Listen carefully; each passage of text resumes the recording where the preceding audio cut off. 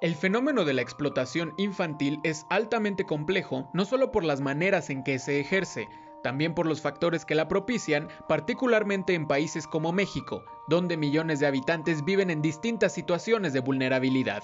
Cualquier conducta, cualquier situación que ponga en grave riesgo el ejercicio de los derechos de niñas, niños y adolescentes. Podemos hablar, por ejemplo, de explotación sexual, explotación laboral, de la utilización, por ejemplo, de niñas y niños en conflictos armados, desde luego de la trata y el tráfico, y todas ellas constituyen formas de explotación. Pues hay muchos factores de riesgo, pero pues podemos identificar algunos, ¿no? Desde luego la situación de pobreza, de carencia de recursos, también las desigualdades profundas entre mujeres y niñas, ¿no? Que colocan a las niñas en condición de mayor vulnerabilidad. Las niñas y los niños estén fuera de la escuela puede ser una causa también de explotación, así también como una consecuencia. El trabajo infantil como explotación, que implica la realización de tareas forzosas o de alto riesgo, como tareas del campo, limpiar parabrisas o actividades del crimen organizado, afectan a 3.3 millones de menores en México, según datos del INEGI. Sin embargo, este número no alcanza a reflejar la realidad nacional. Estar vinculado con actos delictivos y estar vinculado con justo esta perpetuación de las violencias en contra de las niñas y los niños. El tener este panorama apenas nos permite un acercamiento, una medición que resulta incipiente. Si bien se acaba de colocar una cifra, también hay quienes dicen que por cada persona identificada hay 9 que no se identifican. En esta realidad en donde las mujeres, las niñas, los niños son utilizados para diferentes formas de ser explotadas y explotados. Aunque los usos y costumbres de algunas comunidades puedan ser señaladas como una razón primordial del origen de la explotación infantil, estas son consecuencias de las condiciones de precariedad que se viven en la sociedad. Estas familias, estos sistemas en donde se hacen acompañar de las violencias, hay también una serie de condicionantes sociales en donde la pobreza, la desigualdad y la marginación cobran un papel muy importante. Entender que hay todo un sistema en donde hoy en nuestro país tenemos más de la mitad de mexicanas y mexicanos que no logran satisfacer a cabalidad todas sus necesidades. La pandemia y la consecuente crisis económica agravaron el panorama para los niños y niñas, propiciando el crecimiento de la explotación infantil. Muchas niñas, niños han tenido que salir de sus sistemas de familia para poner su mano laboral y poder traer ingresos a casa.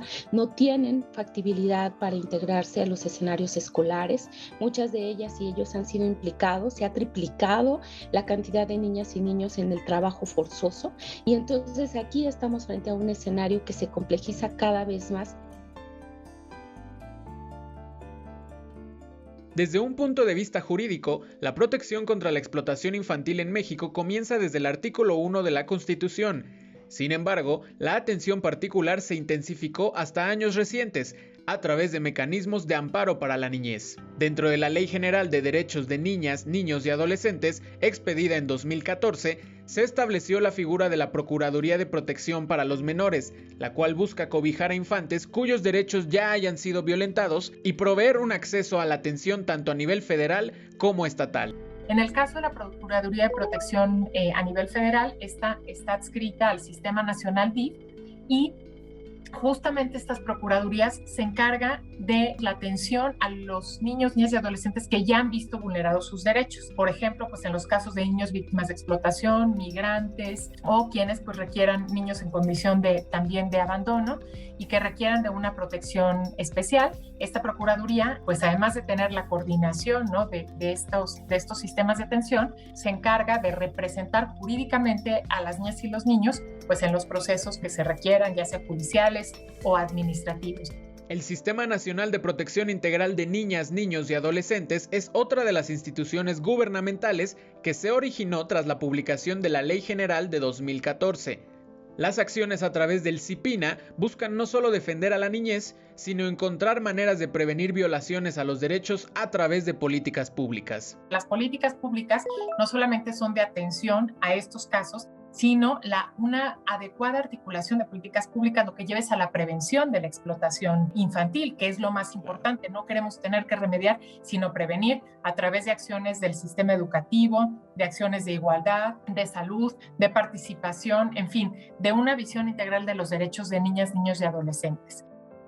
La aplicación de estas políticas contra los distintos tipos de explotación infantil deberá enfocarse, argumentan las académicas Mónica González y Gabriela Ruiz, en entender esta problemática no como un fenómeno aislado. Comprender que tenemos que trabajar en pro de la niñez, pero no en grupos focalizados, no de manera aislada, no segmentándolo como un grupo etario o un grupo sectorial que está por fuera del resto de la política pública, sino entender que los escenarios familiares son los espacios a través de los cuales las niñas y los niños se desarrollan. Generar estrategias que sean intersectoriales, que sean intergubernamentales, en donde podamos entender el espectro en su generalidad.